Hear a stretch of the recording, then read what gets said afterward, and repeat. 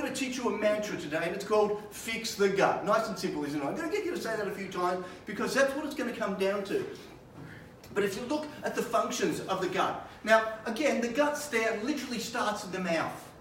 It goes down, esophagus, okay, it goes into your stomach, it goes into your small intestine, large intestine, and then out the other end.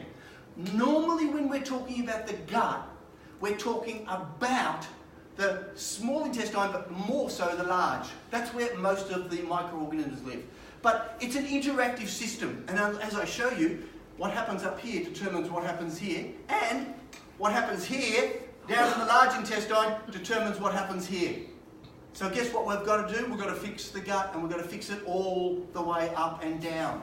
And that's a main, that's the reason why it's so important, because it controls everything. And when it comes down to the reasons why the gut is so important, it's simple. It runs everything. It parallels the brain in terms of its capacity to control not just the brain itself and the organs, but the cells. It communicates throughout the body, and it runs so many functions. I've listed the main functions of the gut up here into 4 categories. I could have done 44. I could have done 444. Because the gut, we now understand, is such an integral part of our health.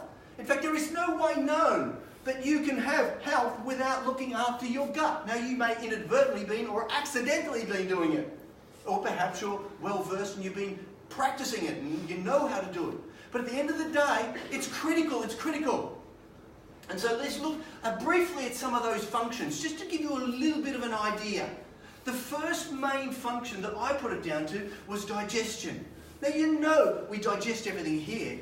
You chew it, it goes into your stomach. Oh, here's the critical part. Your stomach has to have a high acid level, what's called a low pH. pH goes from 1 to 14. 1 is the highest acid level. It's the reverse, okay? If you understand that, you want your stomach at 2. You want it very acidic.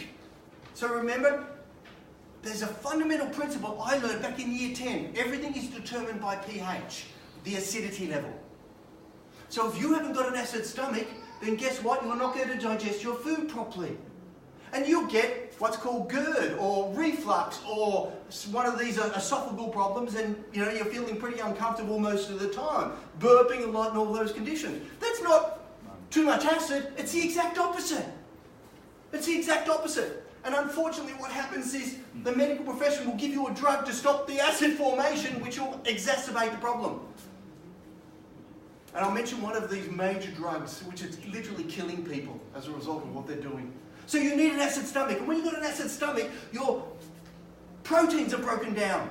And it breaks down. If you don't have an acid stomach, your stomach needs teeth and it doesn't happen, so it just goes blub, blub, blub, blub, blub, blub. So if you've got an acid stomach, it breaks it down, then it goes into the small intestine.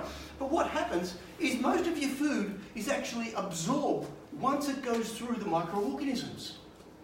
So your gut microbiome has the ability to pick up the foods that you're eating. Some of them you can't even digest. Fibre, for example. It breaks them down, it chews them up, and it makes it available to you. And it's got a whole other group of nutrients in there, what I call nutribiotics. Things I'm going to repeatedly say, something like, they're called polyphenols. You've heard of green tea. How good green tea is, right? How good dark chocolate is, right? The veggies, nuts. They've got polyphenols.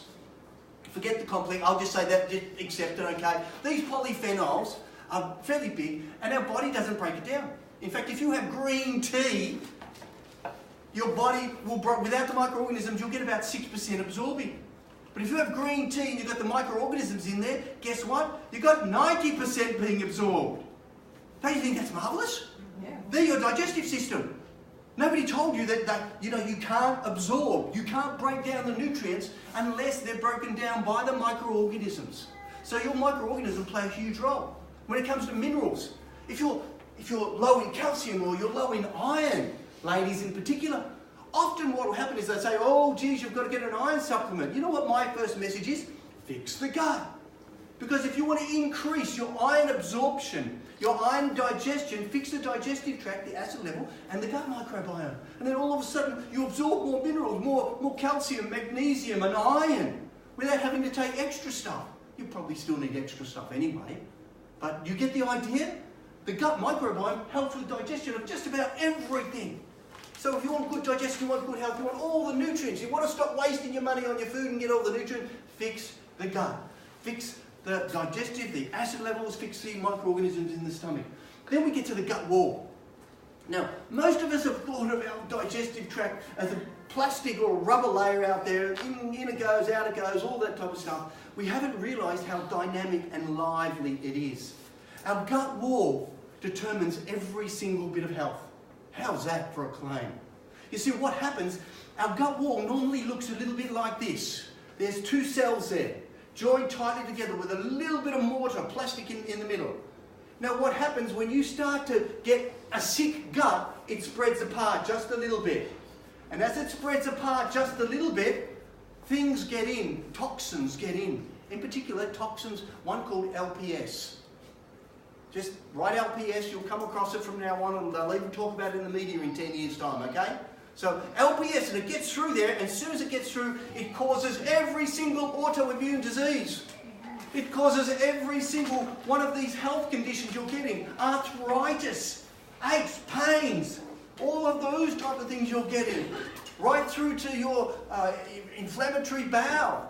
All caused by the breaking of this wall, or what we call leaky gut or leaky gut syndrome, leading to all of these conditions. And that's because of the gut wall. Now, why this is important? Because the gut wall will break down if it's not getting fed the right nutrients. So it has to get the right nutrients to protect it, to build it, to keep going. And if it doesn't, it breaks down. You don't just break down, it breaks down too. And it looks after us. We've got to look after our gut wall. So now what we're going to do is when we look at food, we look and go, are you going to be good for my gut wall? Are you going to feed my gut wall? It's not a bit of plastic, it's a bit of this living tissue that is keeping you healthy or sick. Now with that in mind, if you've got any of these conditions I'll put up in a moment, then you've got to reverse it. How do you reverse it? Well, you'll see as we go. And then the third one here is coordinate the immune system. Now, I would love, by the way, this does go for 10 hours tonight, doesn't it? You okay with that? Beautiful. We will have a wee station after 5 hours, okay?